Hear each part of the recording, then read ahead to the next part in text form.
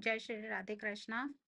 मैं अपने एक छोटे से चैनल में आप सभी का स्वागत करते हैं और उसमें हम ये बताने जा रहे हैं, इस बात पर चर्चा करने जा रहे हैं कि जिस तरीके से मुगल साम्राज्य का पतन हुआ था, वैसे ही अब केजरीवाल जी का पतन दिख रहा है।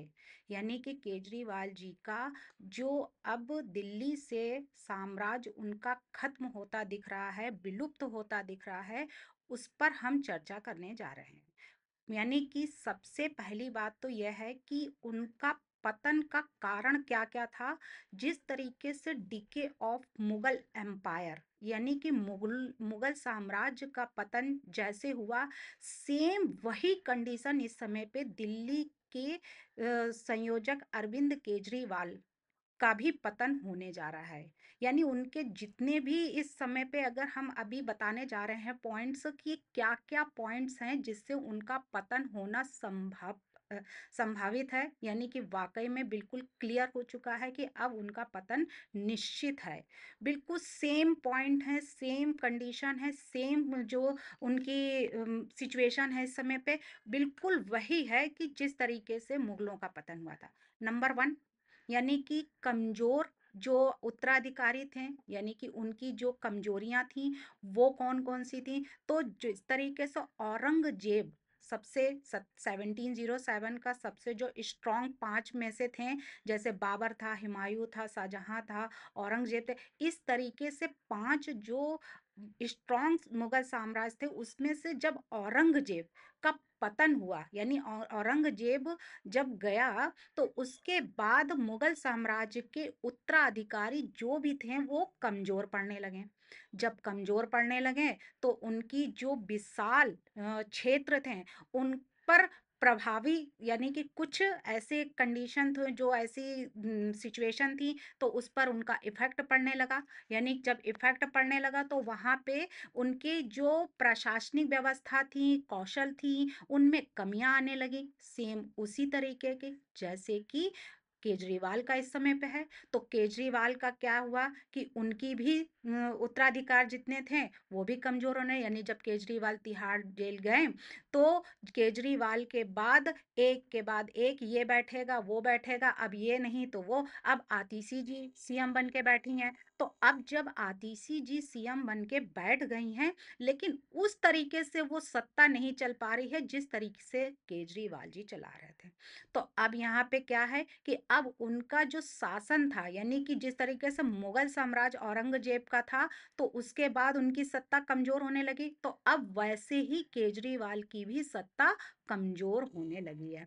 वहीं पे आर्थिक गिरावट का क्या है, यानी कि जब उनकी आर्थिक गिरावट शुरू हो गई, आर्थिक गिरावट तो बिल्कुल सेम वही है जिस तरीके से इस समय केजरीवाल की सरकार में गिरावट दिन प्रतिदिन होती जा रही है। जनता त्रस्त हो चुकी है, जनता को समझ में नहीं आ रहा है कि अब वो क्या करे। चाहे वो कोरोना टाइम पे हो, चाहे वो कोई भी टीचर हो, हर जगह जब भी कोई संकट आता है तो सबसे पहले केजरीवाल जी हाथ खड़े कर देते हैं और केंद्र के ऊपर डाल देते हैं कि ये सारा केंद्र की वजह से हो रहा है, केंद्र की तरफ से पैसा नहीं आ रहा, केंद्र की तरफ से ये नहीं हो रहा।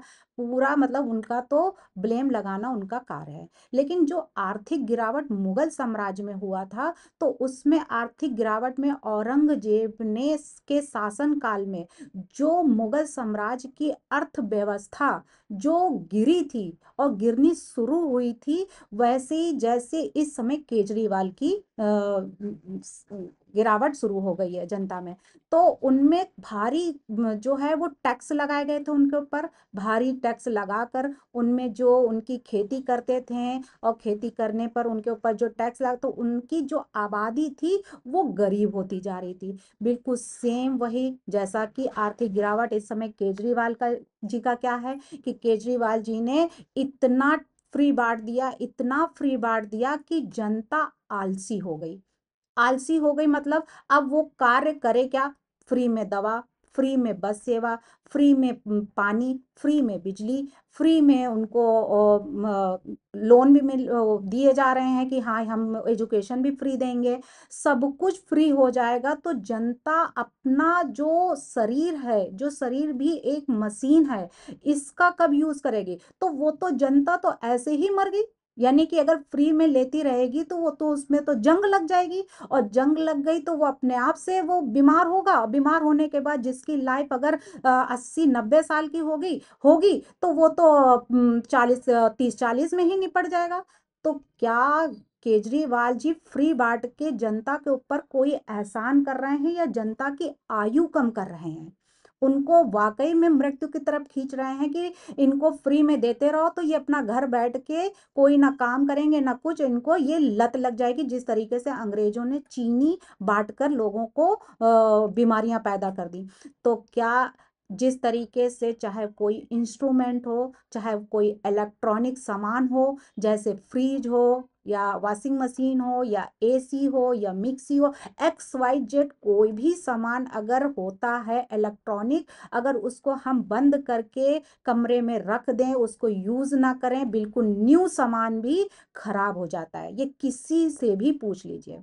यानी कि हम कोई इलेक्ट्रीशियन नहीं है, हम कोई ऐसे एक्सपर्ट नहीं है, लेकिन फिर भी ये घर में हम लोग जब बंद करके कहीं जाते हैं 6 महीने या साल में या 3 महीने में आते हैं, तो वो सारे इंस्ट्रूमेंट जितने इलेक्ट्रॉनिक सामान होते हैं ऑटोमेटिक नए नए सामान बंद हो जाते हैं, खराब हो जाते हैं। तो ये भी शरीर भी एक मशीन है। अगर हम फ्री में लेते रहें, अगर हम बैठे रहें, इस शरीर से हम वर्क नहीं लेंगे, इसको हम नहीं चलाएंगे इस शरीर को, तो ये भी एक मशीन है, ये खत्म हो जाएगी, जंग लग जाएगी और एक दिन इसकी समाप्ति हो जाएगी और इसको जला दिया जाएगा, फेंक दिया जाएगा, फूंक दिया जाएगा। क्या बचा? फ्री लेके हमें क्या मिला? कुछ भी नहीं मिला। यानी कि हम सिर्फ बीमारियों के से त्रस्त हो गए, उसके लिए हमें बीमारी पैदा हो तो इसके लिए हमें फ्री में मोहल्ला क्लिनिक बना दिए गए कि हम इलाज कराएं जाके, क्योंकि हमें फ्री में मिल रहा है। उसके बाद में हमें और कोई समस्या हो तो सखी योजना, ये योजना ले आए हैं ताकि भाई बहन जो है उसमें भी वो हो कि हमारे भाई ने इतने पैसे दिए हैं। तो ये सारी योजना लेकर केजरीवाल जी क्या वाकई में लोगों को स्ट्रांग बना रहे हैं या फिर बिल्कुल उनको इम, बिल्कुल नपुंसक बना दिया कि अब वो कुछ कर ही नहीं सकते हैं? तो अब क्या है कि इस तरीके से मसीहा बने जो बैठे हैं केजरीवाल जी, तो उनकी जिस तरीके से डीके और मुगल एम्पायर में लोगों के साथ में ऐसा हुआ था, भारी टैक्स लगा के उनकी खेतों पर उन पे, तो उनमें गरीबी पैदा हो गई। वैसे ही इस समय पे लोगों, दिल्ली की जनता को फ्री बांट बांट कर उनका भी हाल ऐसा ही हो गया। तो उनमें भी जंग लगती जा रही है। तो खराब व्यवस्था, यानी कि अब दूसरा जो मेन पॉइंट इनका है, थर्ड पॉइंट, जिसमें कि मुगल एम्पायर में कि मुगल सेवा में खराब प्रबंधन, यानी कि खराब व्यवस्थाएं जो करके रखी थी वो कैसी थी? तो व्यवस्थाएं उनकी कैसी थी कि ईरान के नादिर शाह जो थे वो दिल्ली पर आक्रमण करके लूट पाट कर रहे थे, जिसको ईरान का नेपोलियन भी कहा जाता है। तो ईरान के नेपोलियन यानी नादिर शाह ने खूब दिल्ली में लूटपाट किया, मथुरा लूटा, ये लूटा, वो लूटा, सब लूटते ही रहे। उसी तरीके से दिल्ली की सरकार यानी कि केजरीवाल जी की जो आम आदमी पार्टी है वो भी दिल्ली की जनता को लूटती रही। चाहे वो कहीं भी हो, पंजाब हो, हरियाणा हो या दिल्ली हो, कहीं का भी हो, वो हर जगह वो लूट पाट मचाती रही। यहाँ तक कि जेल भी गए उनके सारे जितने भी मंत्री से संतरी तक, यानी कि मुख्यमंत्री से लेके सांसद विधायक जो भी थे उनके, वो भी जेल गए। किस वजह से? लूट पाट की वजह से, कि उन्होंने उसमें उनके ऊपर जो ब्लेम लगाए गए थे कि हाँ, कि उन्होंने ये एक्साइज पॉलिसी, मनी लॉन्ड्रिंग, शराब घोटाला, वक्फ प्रॉपर्टी का इमाम और जो भी हैं ग्रंथी, पुजारी, सबको लेकर उन्होंने ऐसा कुछ नहीं किया जिनको उन्होंने लूटा ना हो। सबको उन्होंने लूटा। कहते नहीं है अपनों में क्या दम था, यानी हमें तो अपनों ने लूटा, गैरों में क्या दम था। तो उसी तरीके से है कि केजरीवाल ने तो अपनों को ही लूट लिया। चाहे वो स्वाति मालीवाल जैसी एक लेडी सांसद राज्यसभा, उनको भी लूटा गया, यानी उनको भी, उनके साथ भी अत्याचार किया, यानी अपने ही सांसद विधायकों को ही लूटा उन्होंने, तो बाहर वालों को क्या। तो यही हो गया कि हमें तो अपनों ने लूटा, गैरों में कहाँ दम था। तो केजरीवाल ने किसी को भी नहीं छोड़ा। तो अब क्या है कि जो मेन, यानी कि अब जो फोर पॉइंट है वो है कि किस तरीके से विदेशी आक्रमण किए गए। तो खराब व्यवस्थाएं कैसी थी। तो विदेशी आक्रमण में नादिर शाह ने जिस तरीके से लूटा, वैसे केजरीवाल ने भी जनता को लूट लूट कर एक शीश महल तैयार कर लिया।